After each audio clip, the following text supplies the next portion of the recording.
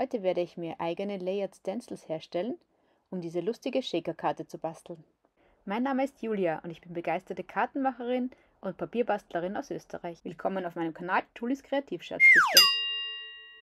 Layered Stencils sind ja im Moment ganz modern, jeder hat sie. Nur bei uns in Österreich sind die relativ schwer zu kriegen oder sehr teuer. Deswegen habe ich mir gedacht, ich versuche heute einmal, mir selber Layered Stencils herzustellen. Dazu nehme ich meinen kleinen Cricut Joy zur Hilfe. Als Schablonenmaterial verwende ich diese Mylar-Folie in einer Stärke von 0,125 mm. Aus einem A4-Blatt stelle ich mir 4 A6 Paneele her, die kann ich dann gut in meinem Cricut Joy schneiden lassen. Das Muster für meine Schablone habe ich mir auf dem iPad-Programm Procreate selbst gezeichnet. Dabei habe ich jede Ebene extra gezeichnet, das Ganze durch ein Vektor-Konvertierungsprogramm geschickt und dann in einem Vektorprogramm, nämlich Affinity Designer, bearbeitet. Wenn ihr das mal genauer sehen wollt, lasst mir einen Kommentar da, vielleicht mache ich ein Video dazu. Übrigens, mein Kanal ist noch relativ neu auf YouTube. Ich würde mich sehr freuen, wenn ihr mir ein Like oder ein Abonnement da lässt, wenn euch das Video gefällt. Zurück zu meinem Cricut. Die SVG-Dateien, die ich mir aus Affinity Designer exportiert habe ich in den Cricut Design Space importiert und lasse ich mir jetzt auf meinem Cricut Joy ausschneiden. Dabei ist besonders wichtig darauf zu achten, dass die Mylar-Folie gut auf der Cricut-Matte haftet, weil wenn sie sich ablöst, kann das Probleme beim Schneiden verursachen. So, der erste Teil meines Layered Stencils ist schon fertig und ich kann ihn hier abziehen. Das sind die Blütenblätter.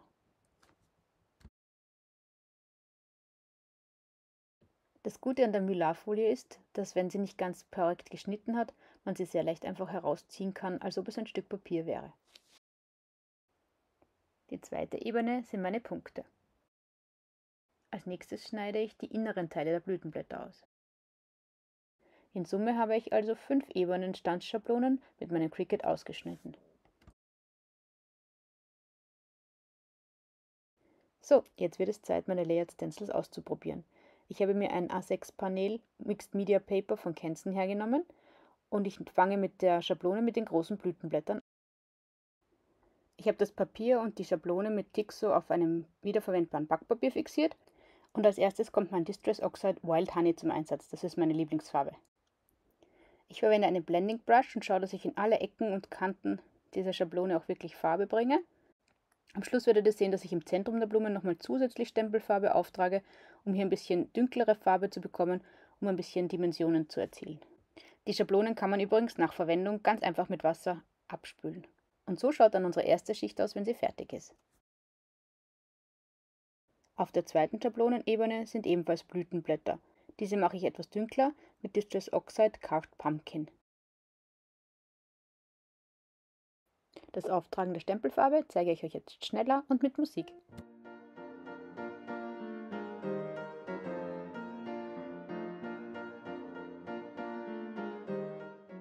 Die dritte Ebene der Schablone ist die Mitte der Blüten.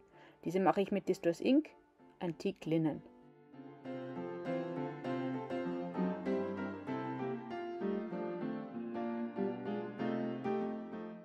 Für die vierte Ebene der Schablone verwende ich 2 Farben. Ich beginne mit den Highlights auf den Blütenblättern. Diese mache ich in der Farbe Crackling Campfire. Und danach werdet ihr sehen, dass ich für die Mitte der Blumen nochmal Rusty Hinge verwende.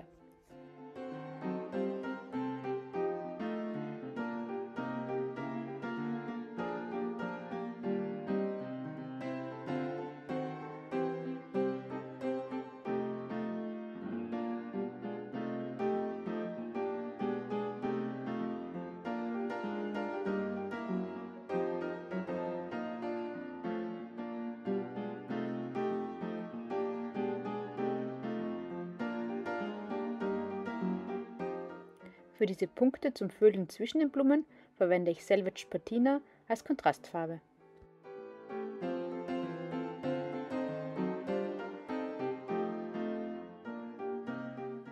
Um auch noch Glitzer in die Karte reinzubringen, habe ich diese Schablone liegen lassen und spritze jetzt noch Distress Mica Spray in Silber auf die blauen Punkte drauf.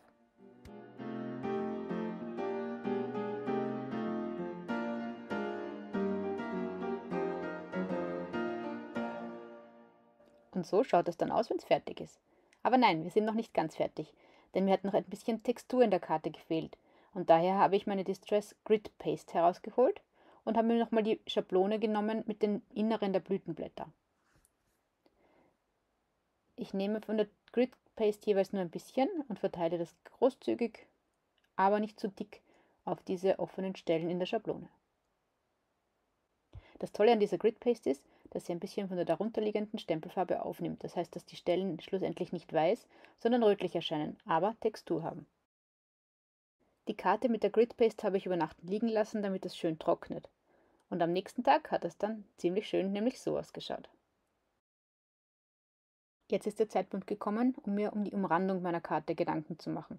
Ich habe mir dieses türkise Papier rausgesucht, nehme meine altbewährten Stitched Rectangle Dies von Happy Doodle und schneide mir damit einen Rahmen aus. Und das einmal in Türkis und 5-mal in Weiß, damit die Shaker-Elemente in meiner Karte genug Platz zum Bewegen haben.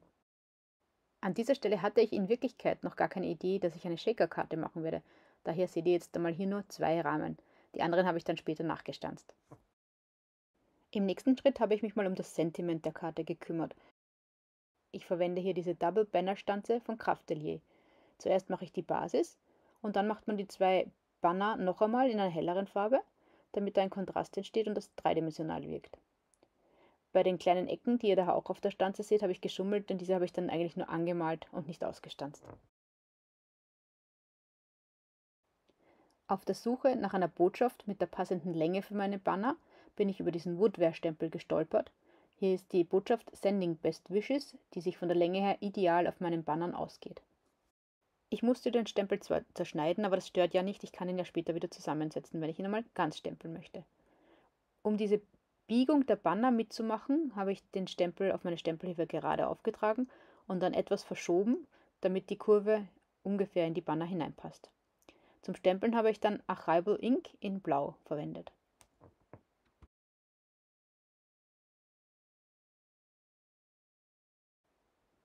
Das schaut doch schon ganz schön aus auf der Karte.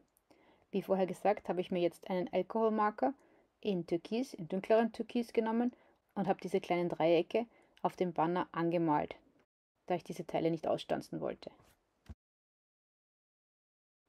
Das habe ich dann alles zusammengeklebt und damit ist einmal mein Sentiment erledigt. Zum Ausschmücken der Karte habe ich mir diese Spellbinders Schablonen hervorgeholt und habe mir da ein paar Blumen herausgesucht, die lustigerweise den Blumen meiner Standschablonen entsprechen. Ich schwöre, ich habe es nicht vorher abgemalt. Die Blumen habe ich dann zusammengeklebt und auf meiner Karte arrangiert. Das war dann der Zeitpunkt, wo mir die Idee gekommen ist, eine Shaker-Karte zu machen, da mir die Karte sonst zu langweilig vorgekommen wäre. Also habe ich die erwähnten zusätzlichen weißen Rahmen ausgestanzt und einmal auf die Karte aufgeklebt. Dann habe ich eine Laminierfolie ohne Inhalt durch mein Laminiergerät geschickt.